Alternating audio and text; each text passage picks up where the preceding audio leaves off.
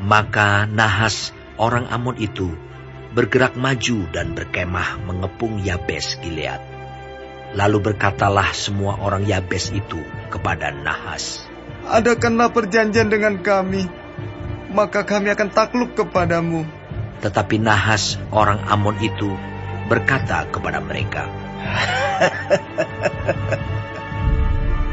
"Dengan syarat inilah aku akan mengadakan perjanjian dengan kamu, bahwa tiap mata kananmu akan kucunggil. Dengan demikian, aku mendatangkan malu kepada segenap orang Israel." Para tua-tua Yabes berkata kepadanya, "Berilah kelonggaran kepada kami 7 hari lamanya, supaya kami mengirim utusan ke seluruh daerah Israel.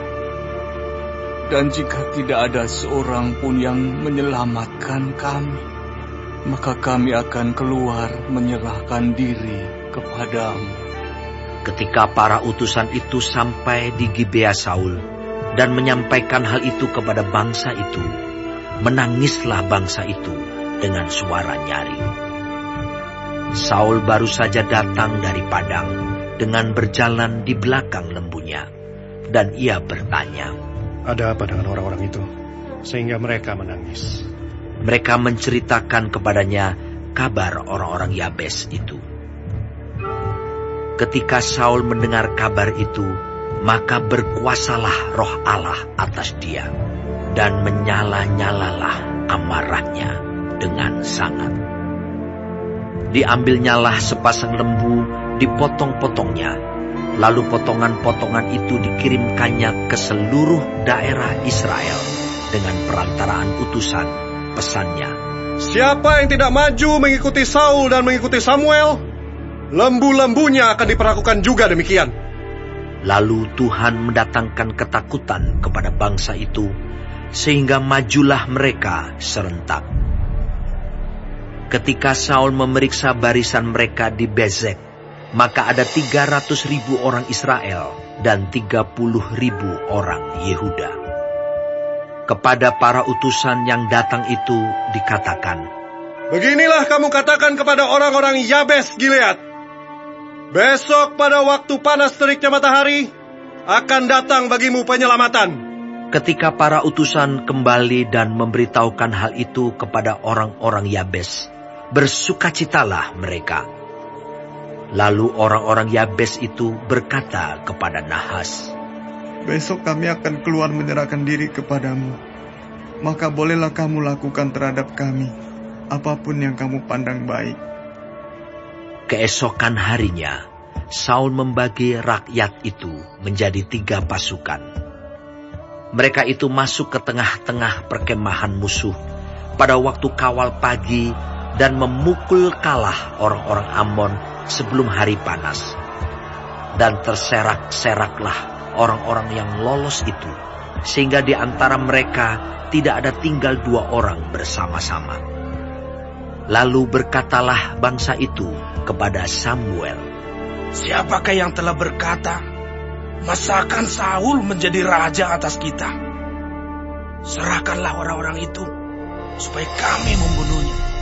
Tetapi kata Saul, "Pada hari ini, seorang pun tidak boleh dibunuh. Sebab pada hari ini, Tuhan telah mewujudkan keselamatan kepada Israel."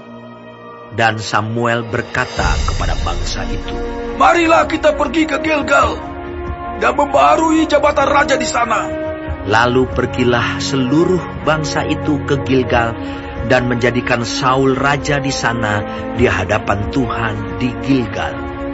Dan mereka mempersembahkan di sana korban keselamatan di hadapan Tuhan, dan bersukarialah di sana Saul dan semua orang Israel dengan sangat.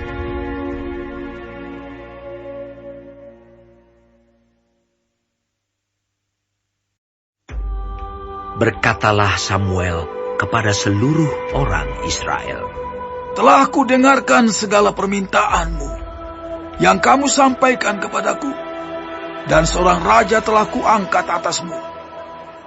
maka sekarang raja itulah yang menjadi pemimpinmu.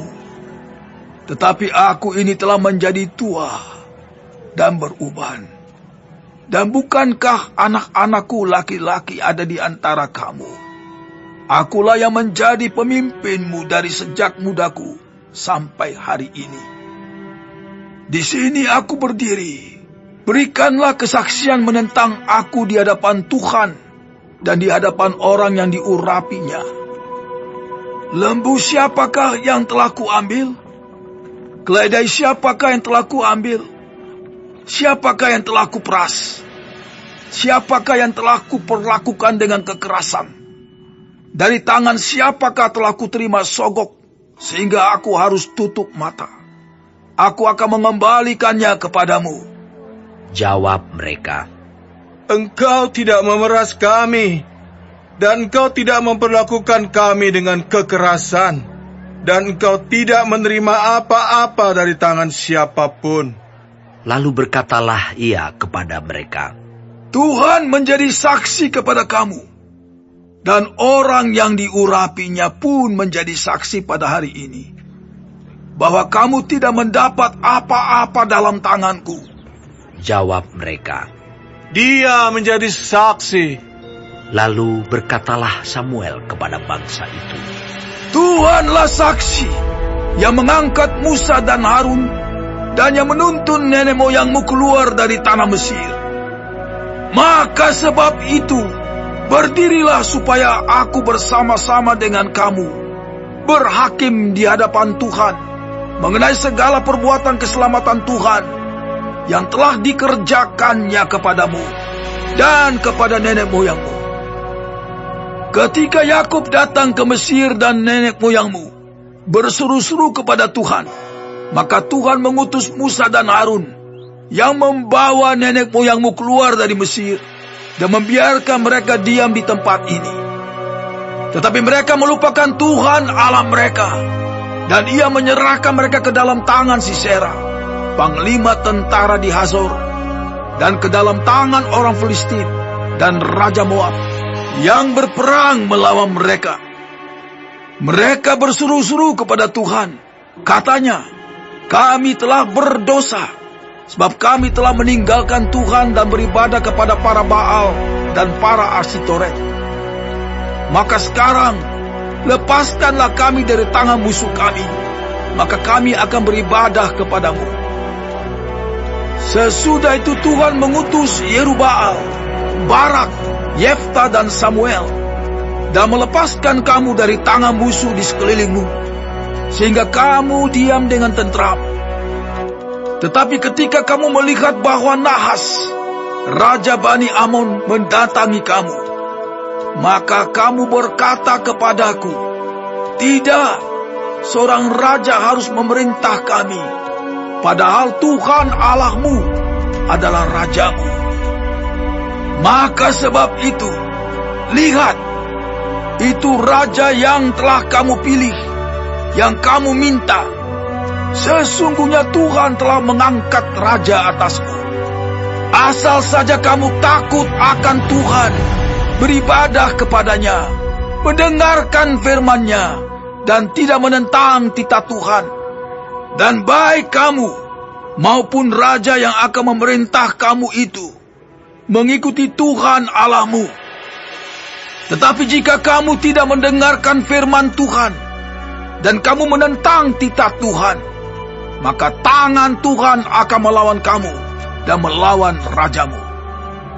Sekarang tinggallah berdiri dan lihatlah perkara yang besar yang akan dilakukan Tuhan di depan matamu ini. Bukankah sekarang musim menuai gandum? Aku akan berseru kepada Tuhan supaya ia memberikan guru dan hujan.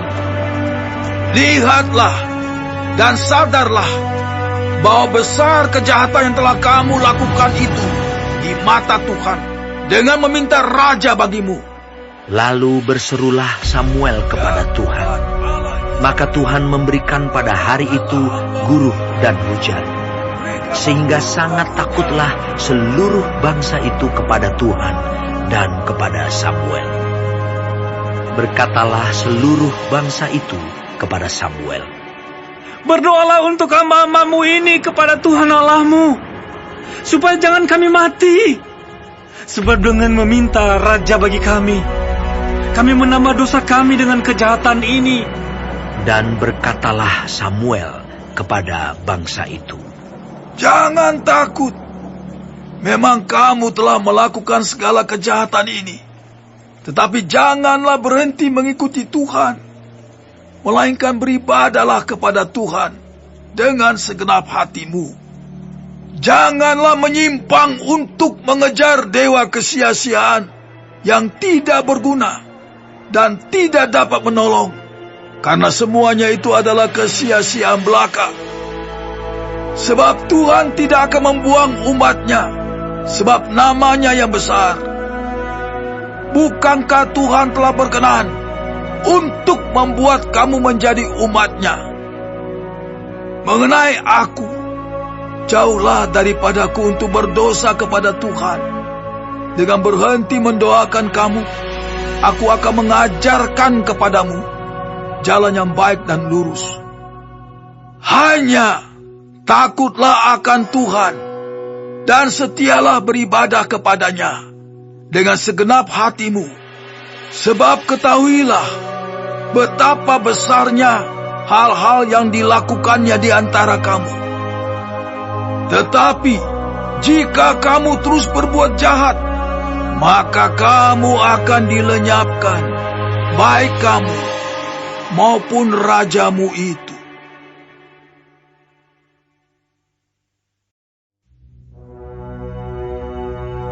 Saul berumur sekian tahun ketika ia menjadi raja. 2 tahun ia memerintah atas Israel. Saul memilih 3.000 orang dari antara orang Israel. 2.000 orang ada bersama-sama dengan Saul di Mikmas dan di pegunungan Betel. Sedang 1.000 orang ada bersama-sama dengan Yonatan di Gibea Benyamin. Tetapi selebihnya dari rakyat itu disuruhnya pulang masing-masing ke kemahnya. Yonatan memukul kalah pasukan pendudukan orang Filistin yang ada di Geba. Dan hal itu terdengar oleh orang Filistin. Karena itu Saul menyuruh meniup sangkakala di seluruh negeri, sebab pikirnya, biarlah orang Ibrani mendengarnya. Demikianlah seluruh orang Israel mendengar kabar bahwa Saul telah memukul kalah pasukan pendudukan orang Filistin, dan dengan demikian orang Israel dibenci oleh orang Filistin. Kemudian dikerahkanlah rakyat itu untuk mengikuti Saul ke Gilgal. Adapun orang Filistin telah berkumpul untuk berperang melawan orang Israel. Dengan 3.000 kereta, 6.000 orang pasukan berkuda, dan pasukan berjalan kaki sebanyak pasir di tepi laut. Mereka bergerak maju dan berkemah di Mikmas, di sebelah timur Bet Awen. Ketika dilihat orang-orang Israel bahwa mereka terjepit, sebab rakyat memang terdesak, maka larilah rakyat bersembunyi di gua, teluk batu, bukit batu, liang batu, dan perigi. Malah ada orang Ibrani yang menyeberangi arungan sungai Yordan menuju tanah Gad dan Gilead. Sedang Saul masih di Gilgal dan seluruh rakyat mengikutinya dengan gemetar. Ia menunggu 7 hari lamanya sampai waktu yang ditentukan Samuel. Tetapi ketika Samuel tidak datang ke Gilgal, mulailah rakyat itu berserak-serak meninggalkan dia. Sebab itu Saul berkata, bawalah kepadaku korban bakaran dan korban keselamatan itu. Lalu ia mempersembahkan korban bakaran. Baru saja ia habis mempersembahkan korban bakaran, maka tampaklah Samuel datang. Saul pergi menyongsongnya untuk memberi salam kepadanya. Tetapi kata Samuel, Apa yang telah kau perbuat? Jawab Saul, Karena aku melihat rakyat itu berserak-serak meninggalkan aku, dan engkau tidak datang pada waktu yang telah ditentukan. padahal orang Filistin telah berkumpul di Mikmas. Maka pikirku, sebentar lagi orang Filistin akan menyerang aku di Gilgal. Padahal aku belum memohonkan belas kasihan Tuhan. Sebab itu aku memberanikan diri, lalu mempersembahkan korban bakaran. Kata Samuel kepada Saul, Perbuatanmu itu bodoh. Engkau tidak mengikuti perintah Tuhan Allahmu yang diperintahkannya kepadamu. Sebab sedianya Tuhan mengokohkan kerajaanmu atas orang Israel untuk selama-lamanya. Tetapi sekarang, kerajaanmu tidak akan tetap. Tuhan telah memilih seorang yang berkenan di hatinya, dan Tuhan telah menunjuk dia menjadi raja atas umatnya. Karena engkau tidak mengikuti apa yang diperintahkan Tuhan kepadamu. Kemudian berangkatlah Samuel dan pergi dari Gilgal ke Gibea Benyamin. Tetapi Saul memeriksa barisan rakyat yang ada bersama-sama dengan dia itu, kira-kira 600 orang banyaknya. Saul dan Yonatan anaknya, dan rakyat yang ada bersama-sama dengan mereka, tinggal di Geba Benyamin, sedang orang Filistin berkemah di Mikmas. Maka keluarlah orang-orang penjarah dari perkemahan orang Filistin dalam 3 gerombolan. Gerombolan yang satu mengambil jalan ke Ofra, ke daerah Shual. Gerombolan yang kedua mengambil jalan ke Bet-Horon. Dan gerombolan yang satu lagi mengambil jalan ke perbatasan yang menghadap ke lembah Zeboim, arah ke padang gurun. Seorang tukang besi tidak terdapat di seluruh negeri Israel, sebab orang Filistin berkata, Jangan-jangan orang Ibrani membuat pedang atau tombak. jadi semua orang Israel harus pergi kepada orang Filistin untuk mengasah mata bajaknya, beliungnya, kapaknya, atau aritnya masing-masing. Adapun bayarannya ialah 2/3 shikal untuk mata bajak dan beliung, dan 1/3 shikal untuk mengasah kapak dan untuk memasang kusa. Sehingga pada hari pertempuran itu, sebilah pedang atau lembing pun tidak terdapat pada seluruh rakyat yang ada bersama Saul dan Yonatan. Tetapi Saul dan Yonatan anaknya itu masih mempunyainya. Dan suatu pasukan pengawal orang Filistin telah keluar ke pelintasan gunung di Mikmas.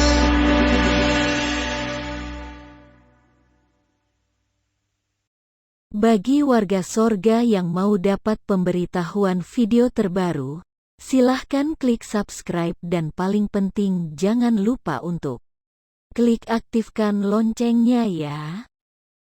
Warga Sorga terkasih, tolong bantu beri saya semangat upload video baru dengan kasih like ya. Ayo warga Sorga menjadi berkat bagi orang lain dengan membagikan video ini ya. Tuhan Yesus Kristus memberkati kita warga Sorga. Amin.